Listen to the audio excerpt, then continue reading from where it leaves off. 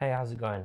If you use the GH5 or the GH5S and you want a really quick way to be able to get a time lapse or a hyperlapse, then this video might be for you. So the regular way to do a hyperlapse is painstaking. Ordinarily, you're sticking the camera on a tripod, you're taking a photograph, then you're taking one step forward or another unit of measurement that you can keep consistent, and then you're taking another photograph after making sure that your framing is exactly the same. Then you do the whole process again. You take another step forward, take a photograph, etc, etc. If you've got a 24 frames a second project, you've got to take 24 photos just to get 1 second of footage. Then when you've got all the photos together, you're probably going to be using something like Lightroom to be able to get all those photos into a video to put into your video editor. The results, although painstaking, can be stunning, and I'm not really looking to beat that process. I'm just trying to explore an alternative which might get somewhat close to that without all that time and effort. So on the GH5 or GH5S, you can stick it into variable frame rate mode, which is what you'd use to get slow motion. You'd change that to 60 or 120 or 125 frames a second. Instead, if we ramp it down, we can get to 2 frames a second of video. And this is where it comes in super handy for a time lapse or a hyperlapse kind of situation. Now, an obvious alternative would be just to shoot video and then speed that up in post. Casey Neistat will do that all the time, for example. But that looks quite jarring and not quite as pleasing as a real hyperlapse or time-lapse. There's going to be little or no motion blur there to smooth out all the people's faces and all the movement and all the lights and things like that to make it look a bit more dreamy and a bit more professional looking. With a shutter speed of 4, you're getting a decent amount of motion blur on people's faces, especially if they're whizzing by the lens.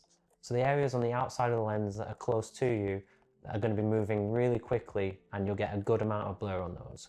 Things that are a bit further off or in the center of frame should be a bit sharper. So if you want a hyperlapse with this setup, you stick the camera onto a gimbal and just walk with it, shooting video. And the results are what you saw at the beginning of this video. For me personally, probably not good enough for a feature film, but for YouTube or something a bit more casual, I think it's a good effect and it's usable. So there are some hefty pros to this approach in my view. First of all, it looks better than just shooting regular video and speeding it up because it's less jarring and you've got some motion blur there. Not to mention it takes up less memory than regular video because it's shooting so few frames. So rather than 60 or 24 frames a second, it's only shooting 2. So it's actually really efficient memory-wise. It's obviously miles quicker than taking a regular photo-based hyperlapse where you're taking a photo and a step, etc. But not just to shoot it, also in post, you don't have to deal with a bunch of files, you don't have to deal with Lightroom at all. You end up with one video file, you stick in your editor, and you can manipulate it from there. While you're out in the field as well, you've got the benefit of being able to review it straight away. So as soon as you stop hitting record, you can press play and you can watch it back and you know whether it's good enough or not. Whereas with a regular hyperlapse, you've got a lot of stills there and you can probably judge if they're looking okay or not, but you don't really know until you get it back into the edit room. And you might be thinking you don't need to round trip through Lightroom because you can just dump those pictures straight into your video editor. And while that may be true, at least on Final Cut, you can't actually stabilize a bunch of photos. It doesn't really deal with a bunch of 1,000 photos very well. So being able to import just one video just makes life so much easier, and you can hit stabilize and Final Cut will do something with that stabilization. And lastly, there should be no flickering in your video file when you're doing the time-lapse or hyperlapse. Now you'll know if you've ever done a photo-based time-lapse or hyperlapse, there is a chance you could end up with flickering. Even if you leave the camera in manual mode and the light levels aren't changing, you can still get that flicker, whereas if you're shooting in video, you shouldn't at all. What are the cons that you need to be aware of if you're thinking about employing this? Well, obviously if you're shooting photos for your hyperlapse or time-lapse, you'll probably be getting raw images out of them. And you can do so much more with RAW than you can with a video file, which is obvious. You can bring up exposure and not have to suffer the noise. You can do much more with the colors. You shouldn't see as much banding, things like that. You'll get a lot more flexibility out of the RAW than you do the video file. This hyperlapse method also depends on you having a gimbal, so there's an expense there if you don't already have one, but also it comes down to your prowess with the gimbal, how you can keep it dead straight and level.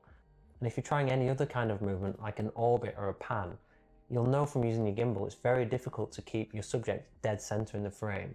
If you don't keep it dead center in the frame, it's got a chance of being blurry because obviously you've got motion there and you've got such a long shutter speed. Now that's not a problem on a tripod where you can get the framing set up for every photo. That's why it takes so long, but you're guaranteed to get what you want in focus right in the middle of the frame, whereas on a gimbal, it's a bit more hit and miss and it depends how good you are with it.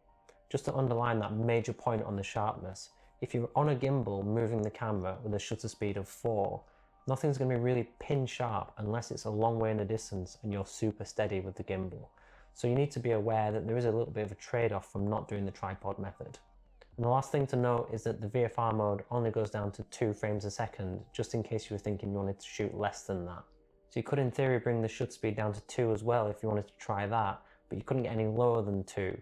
Not that you'd want to on a gimbal, because there's a chance that everything would just be a blurry mess. So for me, this is a possible workaround where you want that hyperlapse blurry kind of action, but you don't really want to go through the whole hassle of it all. You're probably not going to get that perfect hyperlapse result doing this, but at least it's really quick to edit and it's quick to shoot. So if you're in a pinch and you really want to get that shot and it's going to add to your story, this is a decent way of going about it. Alright, thanks for watching, I'll catch you in a bit.